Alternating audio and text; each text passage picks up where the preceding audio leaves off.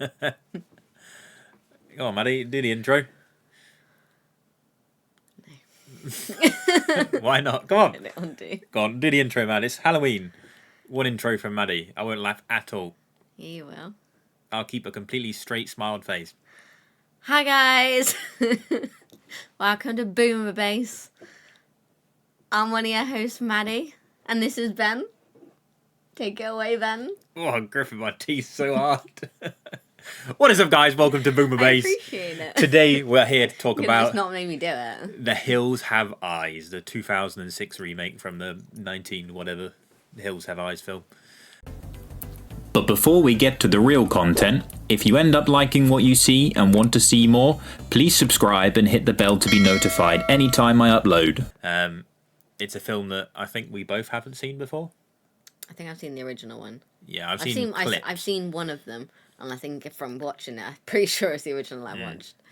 So we thought we'd watch this fucking messed up film for Halloween, seeing as it's one that neither of us has watched, and it's a semi-cult classic, I guess, or at least horror. People know about The Hills Have Eyes. I was about to say, The Hills Have Eyes is like, you know kind of vaguely what it's about. To be fair, I thought this, when we put this on, I thought this was Wrong Turn, and I was like, oh, I've seen the kill count for that, so I'm just going to know what's going to happen, and then suddenly everything wasn't happening from what I could remember, and I was like, oh shit, this is a different film. But yeah, I mean, something to end Halloween on. We might be able to squeeze out one more thing, but it'll be into early November, but I mean, it's the spooky-ish season. Halloween doesn't necessarily have to end after the 31st. Well, I mean, it does, but I mean, watching horror films doesn't. No. So we can kind of bridge the gap. You know, we can't do any Christmas films before December, but No. we got tons of Christmas reviews lined up, don't we, Mad? We've got all of some Christmas films. Yeah, pretty much. So, Mad, out of all the characters in The Hills Have Eyes, who was your favourite character? Beast. Beast. And who is Beast? One of the dogs. One of the dogs. The dog that didn't die. Yes. So, spoiler warning, if you've not watched this film, we'll talk about spoilers. Don't watch the dog death. Yeah, this is pretty sad overall. The dog dying I did not want, and I thought the second dog was going to die. I'm so glad he didn't. But Beast himself was an absolute ruthless machine. He was a beast. He was, yes, quite literally. He was a beast. He went for the throat on more than one occasion, which felt very odd. Like, I understand it's a film and the dog was protecting maybe the owner, but at one point, Maddie, he literally just, on his own accord, goes and just attacks one of them and rips its throat out. He can sense it. Well, Billy would do the same. Billy fucking wouldn't do anything. Billy would lay on his belly and wait to be petted. Excuse me, I want my belly stroke. Exactly. But wow, as the thumbnail suggests, 0 to hero. That's what my pal Doug did. He went from being a useless motherfucker to being a semi-capable person. He had a glow up. Yeah, a glow up. He had a glow up. I know that we're talking about this from the point of view of an audience and things and not experiencing it at all, but goddamn, can people just fucking kill? I know. Like, what was her name? Lynn? The mum that got capped in the head? One that got fucking popped? Yeah, I know what you mean. She had all of about a few seconds to aim anywhere else other than the leg. One of the sisters with the baby, wasn't it? It was Doug's wife. Doug's wife, the mum. Yeah. She had anywhere else but the leg to aim for with that fucking screwdriver. And just went for the leg, and then, unfortunately... To be fair, she was on the floor, so it was the closest thing. Well, he was turned around. She, did the big old swing. She didn't have to... to let him know. Stood up quietly. Yeah, she could have kind of edged herself up, maybe gone for somewhere that... go for the dick if you're at that point. That would flipping incapacitate him. Yeah. But, gosh, she fucked around and she found out. She got shot in the head. The dad, or the granddad, so to speak, the old man, what the fuck was his name? His was a grisly death. A grisly death. Well, it wasn't grisly. A grizzly. You would not like. I don't even know what his name is. Come on, Google, tell me what his name was. There it is. Ted Levine. Big Bob. No, I've got to find my way back. Big Bob. That man was a bit of a fucking asshole. He was a dickhead. Was an asshole. But he didn't really deserve to get burnt alive. Oh, well, no one really deserves to get burnt alive. Probably some people that do. Well, no one in this film particularly deserved to get burnt alive. Apart from the chemical cancer beings. Yeah. But, yeah, I mean, if you've never watched The Hills Have Eyes, there's a group of family decide to take a trip through the desert and take a shortcut and find themselves getting attacked by nuclear modified cannibal beings.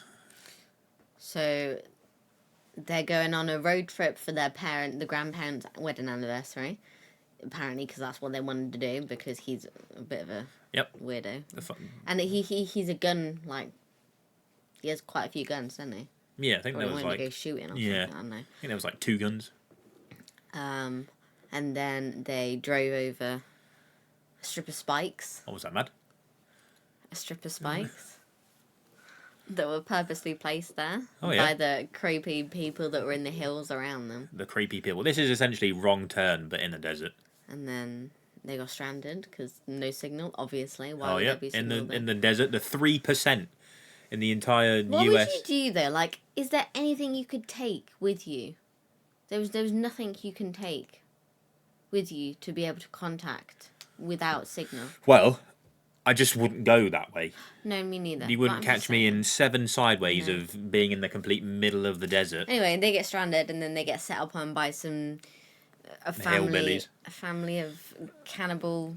family of hooligans. They're kind of... They grew up in a town that was used for nuclear testing, didn't they? Yeah, and then they got run out of the mines and things, and so they just hunt people that come this way, and the gas station person essentially guides them to there. So I assume they're all like deformed because of the nuclear. Yeah.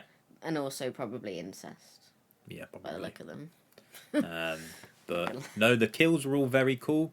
It's a type of film where I've started to not enjoy the trope a lot, where you have to sit and watch knowing that they're all about to be raped, molested, and just murdered.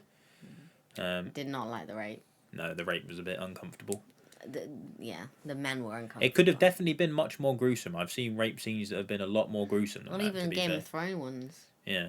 So, for all things considered, it was tame, but it was still uncomfortable. Yeah, but it should be tame because it's not Game of Thrones. It's not anything. Do you know what I mean? It's not supposed to be. It's not fantasy English chivalry knight era people. It's cannibal, cancer, Holocaust looking people. I just don't think it's like a film that's that like Saw. I wouldn't put it past. Not that that's anything to do with. I don't think Saw's even had a rape scene. No, it hasn't, and that's what I don't think I've watched. I don't think so. But. Yeah, no, it's not an extreme film. Do you know what I mean? It wouldn't be any worse than that, but it is just still very horrible to watch. Yeah, I'm just not a fan of the trope of waiting to watch them start getting attacked. You get impatient. Yeah, once the attack had started, it got into the film a bit more, and as I mentioned, Doug went from...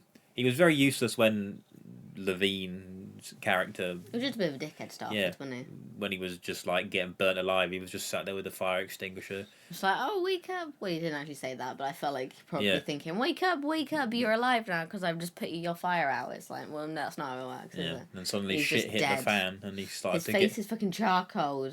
Yeah, then he started to, like, really buckle up and just... Be like, action pants are on the way. It's time to follow them into the town, one-man army I think it was the daddy instinct. Oh, he was ready to go. He got a couple kills, which was cool. Yeah, he did. He did well, him and Beast. Yeah, once he finally started actually yonking people, it was great. He was cocking out people left, right, and centre, hacking them, stabbing them. It was ruthless. I enjoyed it. Well done, Doug. I'll give you a solid 8 out of 10 for effort. But no, the son from the Cinderella story, Geese, he was a bit odd. He was just firing off bullets left, right, and centre, and I was he was a bit annoying as a character. I mean, he did set up that very complex trap that blew up the caravan and one of the baddies, but I don't think in theory it probably would have worked that smoothly. I don't think it. Yeah, no, it definitely wouldn't have gone that smoothly. I feel like the matches wouldn't have worked when you open the door. I don't think that would have. I don't think they would have lit up. But no, like he was just a bit of an annoying character. I know you've got to kind of have those types of characters, but I don't fathomably understand why people would just start firing off shots when they're not there at all. Like, it's such a waste of ammo. Like, I know, again, we're watching it from our point of view, but... You'd like to think of, I'd like to think I wouldn't just start firing pop shots left, right, and centre. You'd keep bullets. Especially you would waste bullets. The first night, he was just firing into the night, and I was just like, oh, okay. Just wasted half your magazine, or your rounds, whatever you want to call them. But I mean, the daughter who's in Lost as well, and then whatever else you mentioned. Once Upon a Time and Remember Me. Yeah, she was unfortunate as a character, considering what happened to her. I'm sure she was one that got raped. Yeah, I'm happy that she got to just beat up the one at the end to let off some steam. Put a sledgehammer through his forehead. Very, very cool. The kills are very cool. None of it looked too bad. It all looked very good. The gore and the aesthetics of the hillbilly people. Didn't look too bad at all, did it? For 2006, it didn't look all too bad. It looks like it probably had quite a small budget. I don't really know, but it was all sort of in almost like one area location. But they did well in terms of like they looked creepy. They acted creepy. It was really fucking creepy. And all the gory stuff looked fine. Yeah, I think from remembering of the kill counts when I've watched them, I think Wrong Turn is better than this overall. For what it does is pretty much this is in the desert area, whereas Wrong Turn's more just like in the forest. It's almost the same thing where they like trap people and the guy at the petrol station kind of lures people there and things like that. It's a similar type of concept, and we over here probably didn't experience anything where they were testing out bomb shelters and lots of deformities and things like that to do with. They didn't do that in the UK, did they? We don't have. So it's very. I know it's another film where it's just like, damn, like being grown up in that time, maybe people did experience things like this. So I mean, probably not getting kidnapped by hillbillies, but like deformed. But yeah, not to that extent. But deformities at least. Well, obviously, like Chernobyl and things like that. A lot of deformities came out of that. A lot of unfortunately, a lot of babies that were born following that. But yeah. But no, I enjoyed it overall. I didn't think I'd like it, but I particularly ended up semi-liking it towards the end, so that's a bonus for me. I wasn't really a fan, to be honest, just because it creeped me out. It didn't really make me jump, so I was happy about that. Yeah, it wasn't a jump scare film, though, was it? I didn't know if it would be. I thought it would be much more jump scary, which was nice. It was more creepy and uncomfortable. Prefer that. That's my horror, rather than I don't. I prefer jump scare. No, don't need my fingers plugged in my ears. I prefer jump scare, especially when it's to do with... Yeah, that's just... I don't like it. It makes me feel uncomfortable. But no. Thank you very much if you've managed to make it 12 minutes into this video. I hope you have enjoyed this video review. Wow, I can't even talk at the moment. This film review of The Hills Have Eyes from 2006. I have been one of your hosts, Ben. And I'm Maddie. Tune in again next time. Toodle pip. Bye-bye. Bye-bye. I just said bye-bye. I was hoping you'd say bye again. Bye-bye. Bye-bye. Hey, thank you for watching the video. Click the button to keep watching, or click the other video for more videos, and don't forget to subscribe. Thank you.